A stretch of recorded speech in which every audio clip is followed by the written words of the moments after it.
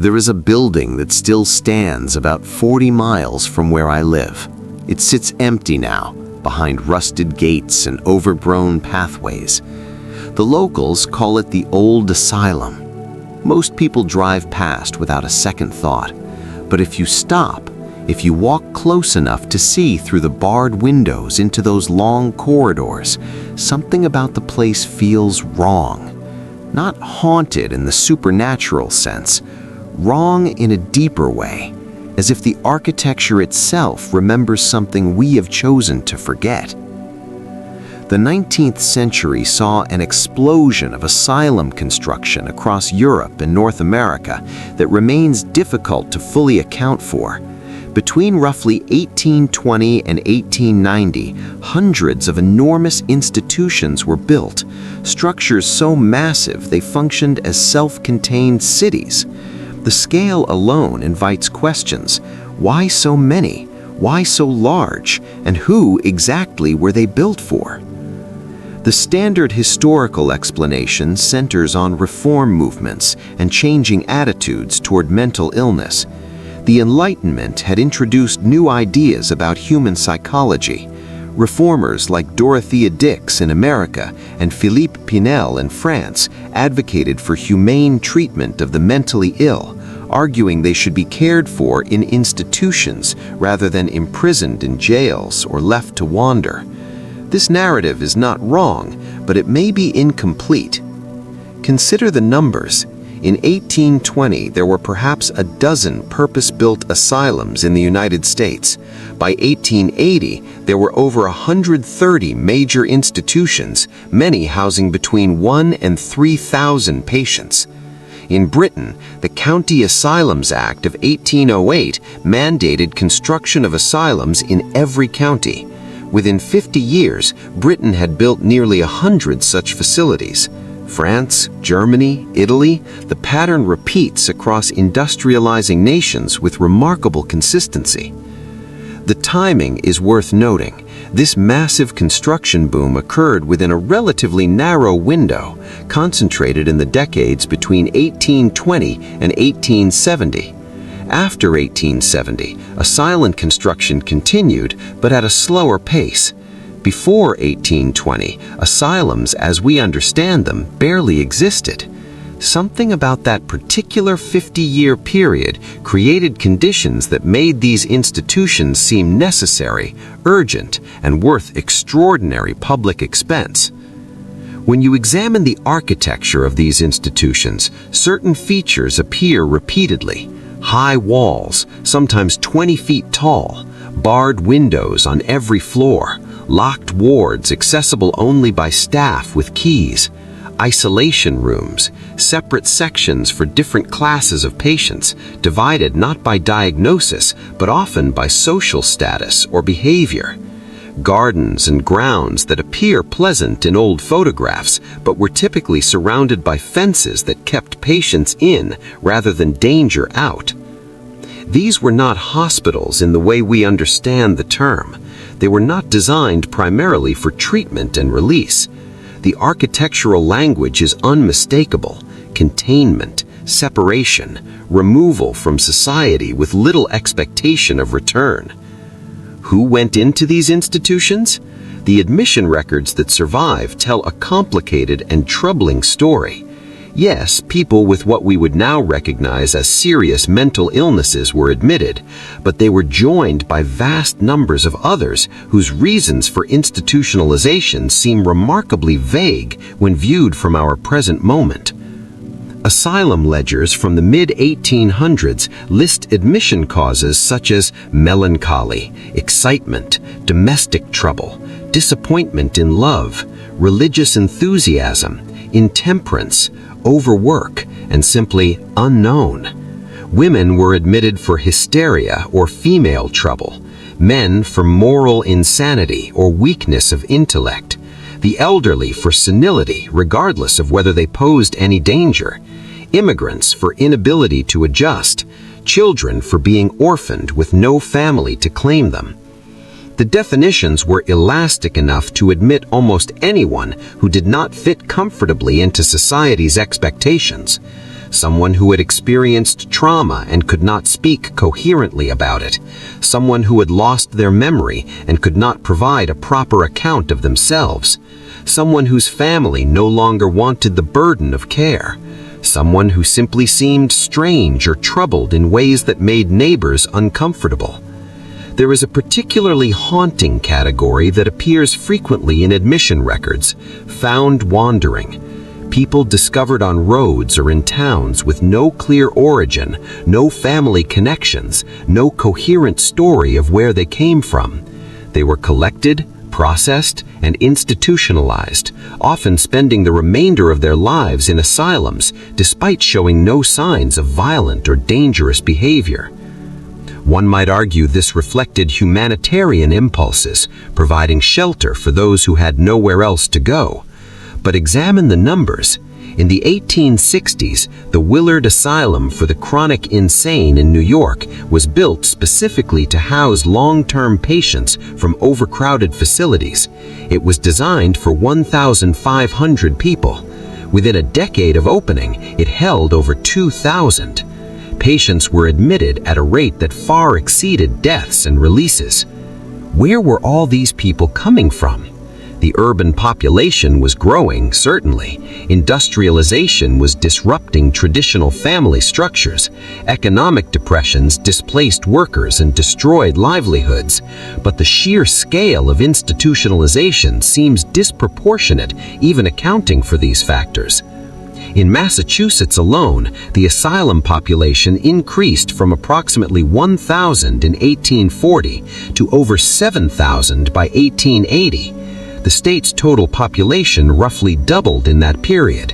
The asylum population increased sevenfold. The ratio of institutionalized individuals to general population rose dramatically in a very short time across most industrializing nations. Some historians attribute this to increased awareness and diagnosis of mental illness, but diagnosis requires clear standards and trained professionals. In the mid-1800s, psychiatry as a formal medical discipline barely existed. Many asylum doctors had no specialized training in mental disorders. Admission decisions were often made by magistrates, family members, or local officials with no medical expertise whatsoever. The lack of consistent diagnostic criteria meant institutionalization often reflected social control rather than medical necessity. People who challenged authority, women who defied husbands, individuals who held unpopular political or religious views, all could find themselves confined with little legal recourse. Once admitted, leaving proved extraordinarily difficult. Asylum records show high admission rates, but remarkably low discharge rates. A study of several major British asylums in the 1860s found that fewer than 30% of admitted patients were ever released. Most died in the institutions. Some spent 50 or 60 years confined, admitted in their 20s and dying in their 70s, their entire adult lives consumed by the asylum system. The documentation itself presents puzzles. Admission ledgers are often meticulous for certain years, then become spotty or disappear entirely. Patient files that should exist according to administrative records cannot be located in archives. Deaths are sometimes recorded without names, only numbers. Releases are noted without destinations. The person simply vanishes from the record with no indication of where they went or who claimed them. This may reflect nothing more than poor record-keeping practices common to the era. Fire destroyed many asylum archives. Administrative turnover led to lost documents. These are plausible, mundane explanations, but the gaps remain, and the gaps make it difficult to fully account for what happened to thousands of people who entered these institutions and seemingly disappeared into them. Walk through the ruins of these asylums today, many abandoned now, too expensive to demolish or repurpose, and the architecture tells its own story. The wards are enormous, 20, 30, sometimes 50 beds in a single room, high ceilings that would have been difficult to heat. narrow windows that provided minimal light, thick doors with viewing slots and locks on the outside. The isolation rooms, when they survive, are small and barren. Some have padding on the walls, others are simply bare cells. They're located in basements or in separate wings, far from the main wards, where screams would not disturb other patients. The plumbing is often rudimentary. The ventilation poor. These were not spaces designed with patient comfort or recovery in mind. The asylum grounds themselves are revealing. Many were built in remote locations, miles from the nearest town. Patients were cut off from family and community, making visits rare and escape nearly impossible. The institutions often operated farms worked by patient labor, making them largely self-sufficient. They functioned as separate societies with their own economies, their own rules, minimal oversight from outside authorities. This isolation served institutional purposes. It made management easier. It prevented public awareness of conditions inside. It ensured that whatever happened within those walls remained largely hidden from public view. And much of what happened was deeply troubling.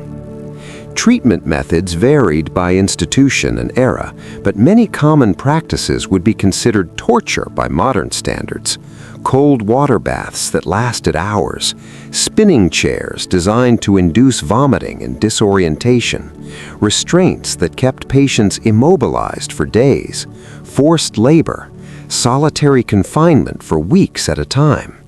These were not abuses hidden from authorities. They were documented practices, described in medical journals, justified as therapeutic interventions.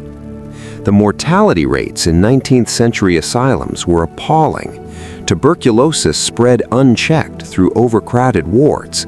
Patients died from malnutrition, neglect, and diseases that could have been prevented with basic sanitation.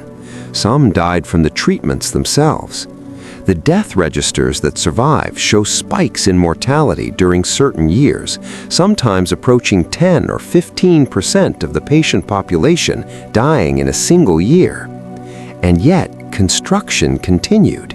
Even as conditions inside existing asylums deteriorated due to overcrowding, new institutions were planned and built. The architectural ambition actually increased over time. Later Victorian asylums featured elaborate facades, decorative details, expensive materials. The contrast between the ornate exterior and the grim realities of the interior is jarring when you examine contemporary accounts. Why invest such resources in buildings whose primary function was to warehouse people society wished to forget? The economic logic is unclear. Asylums were expensive to build and maintain. They generated no revenue. They consumed substantial public funds in an era when government budgets were far more limited than today. The cost-benefit analysis, viewed purely in economic terms, does not obviously favor the massive asylum system that emerged, unless the function served was itself valuable enough to justify the expense. Not medical treatment, which was largely ineffective and sometimes harmful, not humanitarian care, given the conditions most patients endured, but perhaps removal, separation, the management of populations deemed disruptive, inconvenient, or incomprehensible. Every society faces the question of what to do with people who do not fit its structures: the elderly without family support, the disabled without means of independent survival, those traumatized by war, disaster, or personal catastrophe, orphaned children, the desperately poor, people whose minds work differently. In pre-industrial societies, these individuals were often absorbed into extended families or communities, but industrialization and urbanization fragmented those traditional support networks. The asylum system may have emerged not primarily as a medical solution, but as a social one, a way to manage displacement on a scale that the 19th century had not previously encountered.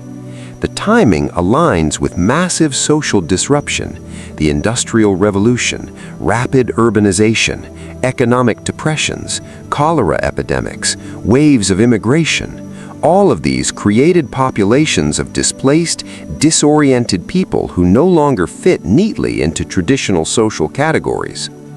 If you wanted to understand who might need to be institutionalized after major disruptive events, documented historical crises like rapid industrialization or economic collapse, you would expect to find people suffering from trauma, people separated from families and communities, people whose skills and knowledge became suddenly obsolete, people struggling to adapt to radically changed circumstances, and people who simply could not provide adequate documentation of their identity and origins. This is exactly what the asylum admission records describe. Not primarily people with severe mental illness, though they were present, but rather vast numbers of individuals who were displaced, confused, unable to integrate into the new social order. The asylums became repositories for everyone the emerging industrial society could not or would not accommodate. Consider the children. Many asylums housed large numbers of young people, some as young as 5 or 6 years old. The admission records often list them as orphans, but orphan in the 19th century was a flexible term. It could mean both parents were dead. It could mean the child had been abandoned. It could mean the parents were too poor to provide care. It could mean the child had been found alone with no traceable family. These children grew up in institutions. They had no memory of life outside asylum walls. They received minimal education. They were trained for menial labor. When they reached adulthood, many remained institutionalized because they had nowhere else to go and no skills to survive independently. The asylum had become their entire world. The elderly faced similar fates. As traditional multi-generational households became less common in industrializing areas, aging people who could not work had fewer options. Poor houses existed, but conditions there were often worse than in asylums. A diagnosis of senility or melancholy could secure a bed in an asylum where at least basic food and shelter were provided. The elderly were not mentally ill in many cases, simply old and alone with no one to care for them. Women represented a disproportionate share of asylum populations. Historians have documented how institutionalization was used to control women who defied social expectations. A wife who refused her husband's authority, a daughter who rejected an arranged marriage, a woman who expressed political opinions or unconventional religious views. The diagnosis of hysteria or moral insanity could justify lifelong confinement based on behavior that merely challenged male authority. But beyond these documented abuses, there is another pattern in female asylum admissions. Women admitted after childbirth, women who had experienced severe trauma, women found wandering with no memory of their identity. Postpartum psychosis was poorly understood, and often permanent institutionalization resulted from what might have been a temporary crisis. Women who had survived assault or violence and could not articulate their experiences coherently were labeled insane rather than traumatized. The men admitted to asylums included veterans of wars who today we would recognize as suffering from what we now call post-traumatic stress disorder. The Civil War, the Crimean War, various colonial conflicts, all produced men who returned home profoundly changed by what they had experienced. With no understanding of psychological trauma, these men were often diagnosed with soldier's heart or irritable heart and institutionalized when their families could not manage their behavior. Economic displacement also filled asylum wards. The 1830s, 1850s, and 1870s saw major financial panics and depressions. Skilled workers whose trades became obsolete, farmers forced off land by industrial agriculture, small business owners bankrupted by economic forces beyond their control. Many ended up destitute and desperate. If they also displayed signs of depression, anxiety, or alcohol dependence, institutionalization became a likely outcome. Immigrants faced particular vulnerability to institutionalization. Language barriers made communication with authorities difficult. Cultural differences in behavior or expression could be misinterpreted as signs of mental disturbance. Immigrants who arrived alone, whose families had been separated during passage, or who had no established community in their new country, had no one to vouch for them if they encountered trouble. The port cities show significant numbers of immigrants institutionalized within months or even weeks of arrival. Some were genuinely suffering from mental illness that had developed during the harsh conditions of transatlantic passage. Others seem to have been institutionalized simply because they were foreign, alone, and unable to navigate a bewildering new society. There is a particularly troubling category in some asylum records: patients admitted with complete memory loss. No name, no history, no ability to explain who they were or where they came from. These individuals were assigned numbers or generic names by asylum staff. They lived out their lives as asylum ghosts, people without pasts, without identities beyond what the asylum gave them. How does someone lose their entire memory? Severe head trauma can cause amnesia. How does someone lose their entire memory? Severe head trauma can cause amnesia.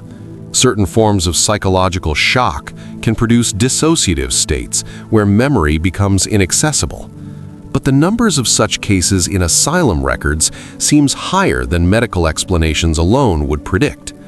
Some researchers have suggested that at least some of these individuals may have deliberately obscured their identities to escape prosecution, debt, or unwanted marriages.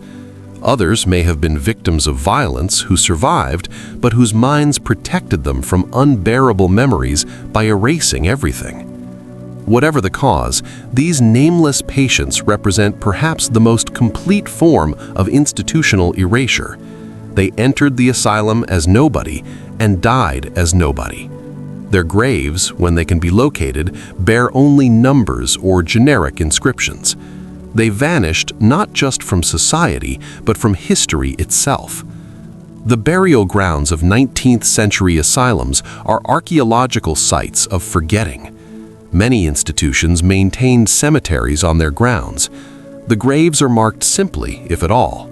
Rows of small stones or metal markers numbered sequentially. Occasionally a name appears, but more often just a number corresponding to a ledger entry that may or may not still exist. Excavations of these cemeteries have revealed troubling patterns: mass graves containing multiple bodies, graves of children too numerous to easily explain, evidence of malnutrition and untreated disease visible in skeletal remains.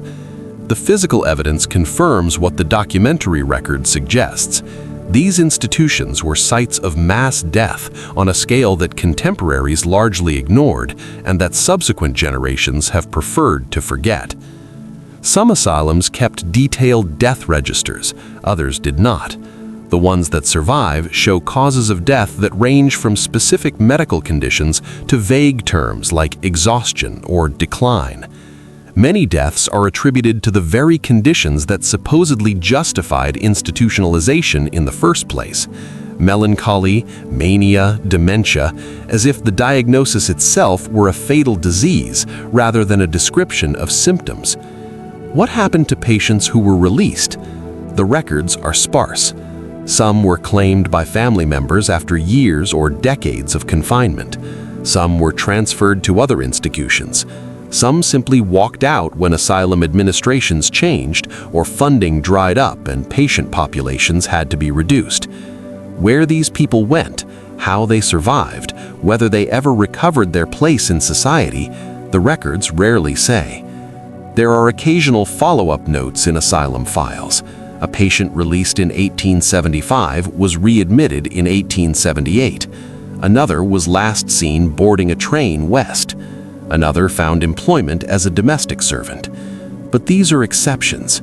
Most releases end with the patient walking out the gate and vanishing from the documentary record as completely as if they had never existed. This absence of follow-up is itself revealing. If asylums were genuinely therapeutic institutions focused on cure and rehabilitation, one would expect careful tracking of outcomes. One would expect documentation of successful reintegration into society.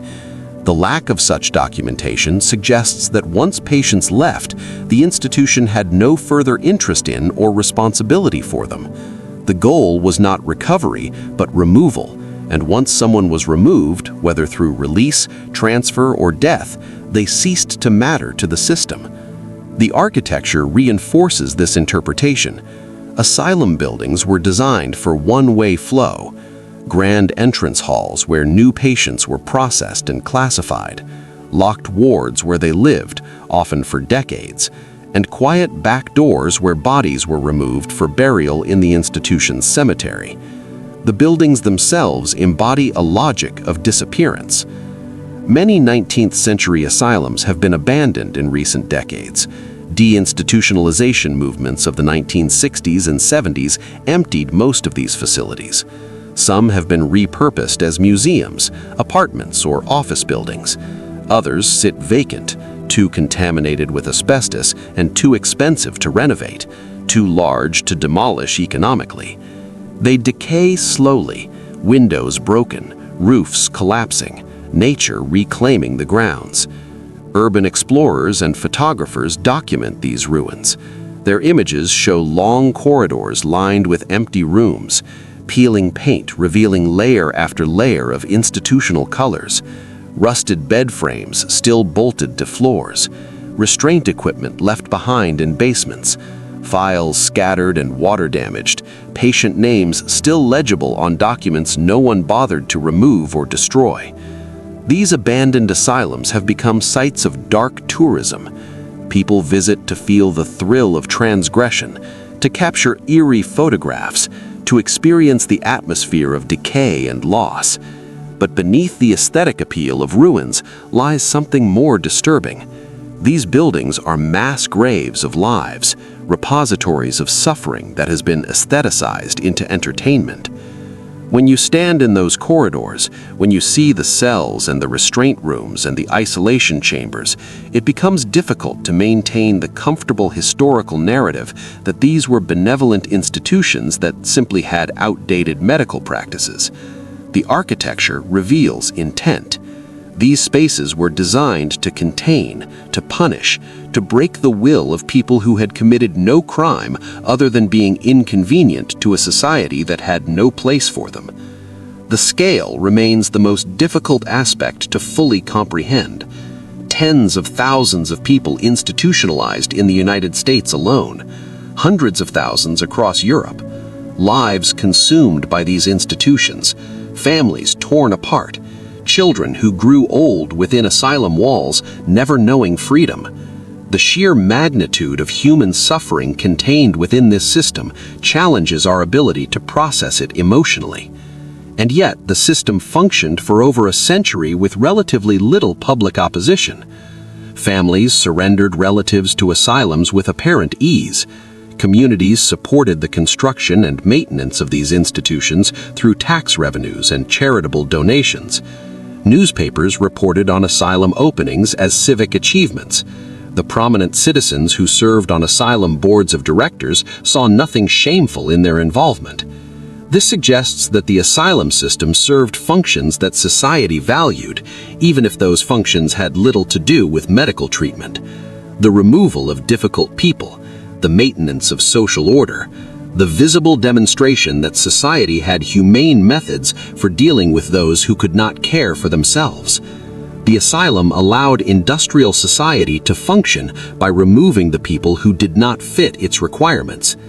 The parallels to other forms of institutional control are obvious.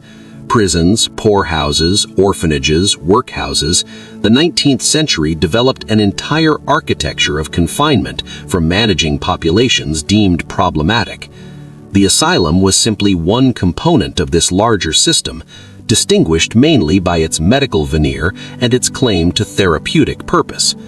But the therapeutic claims were always dubious. The early asylum reformers genuinely believed in moral treatment, the idea that mental illness could be cured through routine, work, and a calm environment. Some small, well-funded asylums in the early 19th century achieved modest success with this approach. But as institutions grew larger and more crowded, as patient populations exploded beyond any reasonable capacity for individual care, moral treatment became impossible to implement. It survived only as rhetoric justifying continued institutionalization. By the late 19th century, asylum doctors were increasingly pessimistic about cure. They spoke of degeneracy, inherited weakness, incurable conditions. This shift from therapeutic optimism to biological pessimism coincided with the rise of eugenics movements. Some asylum doctors became advocates for sterilization of patients to prevent them from reproducing. The asylum transformed from a curative institution to a custodial one, warehousing people deemed genetically inferior. This dark chapter in asylum history extended well into the 20th century. Forced sterilization programs, medical experimentation on institutionalized patients without consent, lobotomies performed on thousands of people to make them more manageable. The horrors escalated even as the stated mission remained nominally therapeutic. The closure of the large asylums in the late 20th century was prompted partly by humanitarian concerns and partly by economics. Maintaining these enormous institutions had become prohibitively expensive. New patient medications made it possible to treat some patients as outpatients rather than confining them indefinitely. Civil rights movements challenged the legal basis for involuntary commitment. The system that seemed so necessary and permanent a century ago collapsed relatively quickly. But closure created new problems. Many former patients had nowhere to go. Community mental health services that were supposed to replace institutional care were underfunded and inadequate. Homelessness increased. Incarceration of mentally ill people in jails and prisons replaced institutionalization in asylums. The problems the asylums had supposedly addressed did not disappear. They simply became visible in different forms. What are we to make of this history? The asylum system represented a massive social experiment that consumed millions of lives and enormous resources over more than a century. It promised therapy and delivered warehousing. It claimed to cure and instead often destroyed. The people who passed through its gates, the vanished thousands, left fragmentary traces in archives and burial grounds, but their full stories remain largely unknown and perhaps unknowable. The questions persist. Why did institutionalization increase so dramatically in such a short period? Why were the institutions built on such massive scale? What really happened to the people who entered and never left? Why do the records have such significant gaps? What became of those who were released with no follow-up documentation? These are not questions with simple answers. They require wrestling with uncomfortable truths about how societies manage people who do not fit, about how medical authority can be weaponized, about how good intentions can produce systematic cruelty, about how ordinary people can participate in or ignore mass suffering. The abandoned asylums still stand as monuments to this history. They resist easy interpretation. They are too large to dismiss, too expensive to erase, too disturbing to fully confront. They remain on the edges of our cities and our consciousness, reminding us of what we prefer to forget. When you walk through those ruins, when you see the evidence of thousands of lives confined and forgotten, the question becomes personal.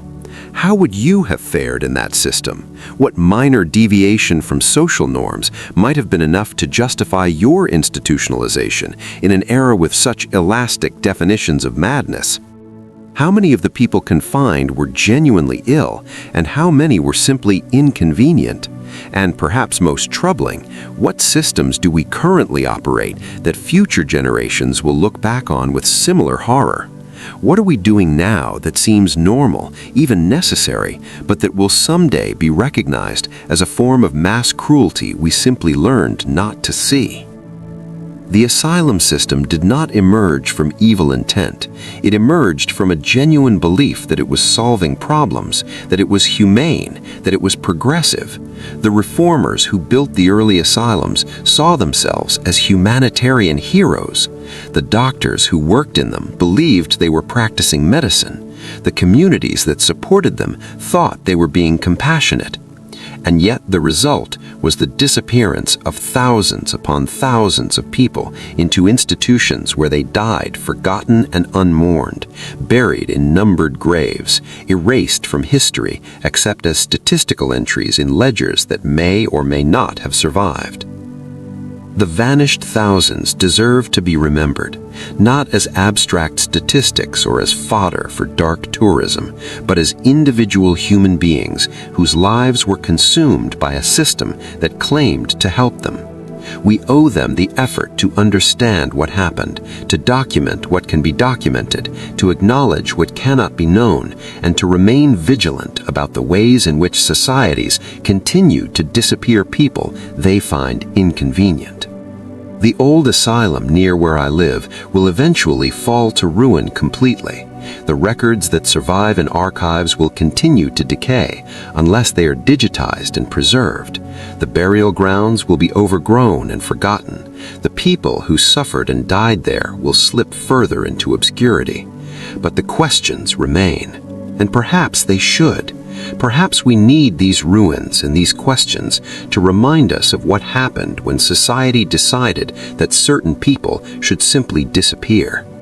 Perhaps we need to feel uncomfortable when we stand in those corridors, to feel the weight of all those vanished lives, to carry that discomfort with us as a warning. What happened to them? Where did they go? Why did they vanish? The records do not fully answer these questions. The architecture suggests containment and control more than care. The burial grounds speak of mass death, and the silence that surrounds this history speaks of collective amnesia, of a past too disturbing to fully acknowledge. We may never know all their stories, but we can refuse to let them be entirely forgotten. We can stand in those abandoned halls and acknowledge that people lived and died there, that their suffering was real, that their disappearance was not inevitable, but was chosen by societies that found them inconvenient. And we can ask ourselves what we are choosing to forget right now, who we are choosing not to see, what future generations will find when they examine our own institutions and our own silences. The vanished thousands remain vanished, but their absence continues to speak if we are willing to listen.